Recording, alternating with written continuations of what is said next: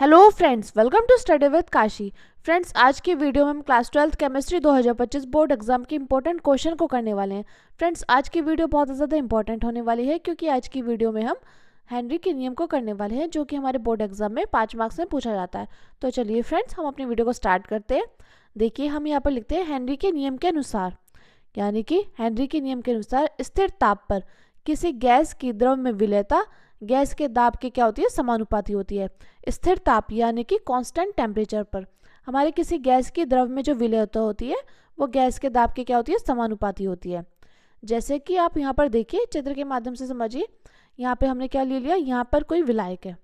ये क्या है, इसमें ये मान लो ये विलायक यानी कि पानी भरा हुआ है, ये आपने मान लिया। और यहाँ पे टेम्परेचर क्या रहेगा, यहाँ पे टेम्परेचर रहेगा हमारा कांस्टेंट। अब देखिए, इसमें जो गैस है, इसमें जो ये गैस है O2 गैस यानी कि ऑक्सीजन गैस, इसमें अगर ज़्यादा प्रेशर से आएगी तो ये अधिक घुलेगी, अगर ये कम प्रेशर से जाएगी, अगर इस पर कम प्रेशर लगाएंगे तो फिर ये कम घुलेगी। यही हमारे हेनरी के नियम में बोला गया है कि जैसे कोई स्थिर ताप पर किसी गैस की द्रव में विलेयता गैस के दाब की क्या होती है, समानुपाती होती है। जैसे कि यहाँ पे हमारा क्या था, हमारे यहाँ पे ताप था कांस्टेंट। अब हमने यहाँ पे O2 गैस बहुत ज़्यादा प्रेशर से करी तो ये जल्दी घुल जाएगी। यदि हम कम प्रेशर से करेंगे तो ये क्या होगी, ये कम घुलेगी। तो यही हमारा हेनरी का नियम बोलता है। अब हम यहाँ पे लिखते हैं, यहाँ पर देखिए हम यहाँ पे लिखते हैं घुली हुई गैस की मात्रा समानुपाती किसके, गैस के दाब के। यही हमारे इसमें बोला गया है कि स्थिर ताप पर किसी गैस की द्रव में विलेयता गैस के दाब की क्या होती है, समानुपाती होती है। तो यही हम लिखते हैं घुली हुई गैस की मात्रा समानुपाती है गैस के दाब के। अब देखिए, घुली हुई गैस की मात्रा क्या है, m, और गैस का दाब क्या है, p। अब देखिए m समानुपाती किसके है, p के। और देखिए ये क्या है, ये हमारा नियतांक है। जब हम इसको खोलेंगे तो m बराबर के एच इंटू पी, जहाँ पर हमारा के एच क्या है, के एच हमारा हेनरी का नियतांक, p क्या है, p है दाब, m क्या है, m है घुली हुई गैस की मात्रा। फिर से देख लीजिए, घुली हुई गैस की मात्रा समानुपाती किसके, गैस के दाब के। तो यहाँ था m समानुपाती p के। तो देखिए जब हम इसको खोलेंगे तो m बराबर के एच इंटू पी, और के एच क्या है, के एच है हमारा हेनरी नियतांक, और m क्या है, m हमारा घुली हुई गैस की मात्रा, और p क्या है, p है हमारा दाब। अब देखते हैं हम इसके हेनरी के नियम की सीमाएं। फ्रेंड्स, ये मोस्ट इंपॉर्टेंट है, हेनरी के नियम की सीमा। कई बार तो हमारे बोर्ड एग्जाम में 1 मार्क्स या 2 मार्क्स में सीमा ही पूछ ली गई थी। तो देखिए हेनरी के नियम की सीमा क्या कहती है, यह तनु विलयन पर लागू होता है, यानी कि यह सांद्र विलयन पर लागू नहीं होता है। यह कौन से विलयन पर लागू होता है, यह तनु विलयन पर लागू होता है।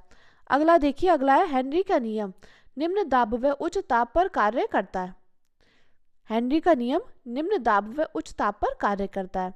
अगला देखिए, अगला है यह नियम उन गैसों पर लागू होता है जो विलायक से क्रिया नहीं करते। यह नियम उन गैसों पर लागू होता है जो विलायक से क्या होता है, क्रिया नहीं करते हैं।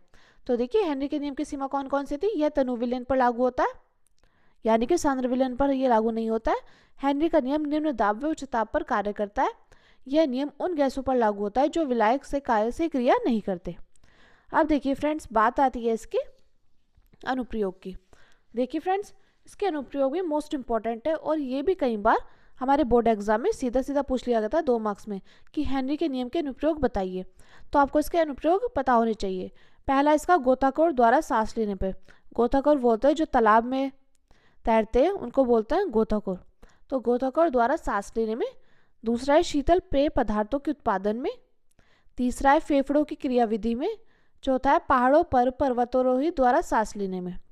फिर से देख लीजिए, हेनरी के नियम के अनुप्रयोग क्या थे, गोताखोर द्वारा सांस लेने में, शीतल पेय पदार्थ के उत्पादन में, फेफड़ों की क्रियाविधि में, और पहाड़ों पर पर्वतारोही द्वारा सांस लेने में।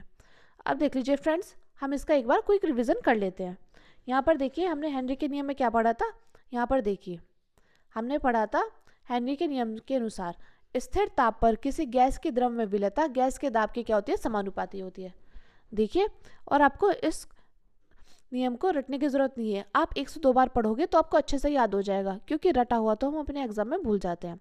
तो इसमें लिखा था हेनरी के नियम के अनुसार स्थिर ताप पर किसी गैस की द्रव में विलेयता गैस के दाब की क्या होती है, समानुपाती होती है। तो हम यहाँ पे लिखते हैं घुली हुई गैस की मात्रा समानुपाती किसके, गैस के दाब के, यानी कि घुली हुई गैस की मात्रा क्या है, m, और गैस का दाब क्या है, p। तो m बराबर के एच इंटू पी, जहाँ के एच क्या है, हेनरी का नियतांक है, P हमारा दाब है, M क्या है, M है घुली हुई गैस की मात्रा। और यहाँ पे चित्र के माध्यम से देखिए, यहाँ पे मान लेते हैं कि यहाँ पे कोई विलायक है, इसमें क्या है, इसमें पानी घुला हुआ है, कुछ भी घुला हुआ है।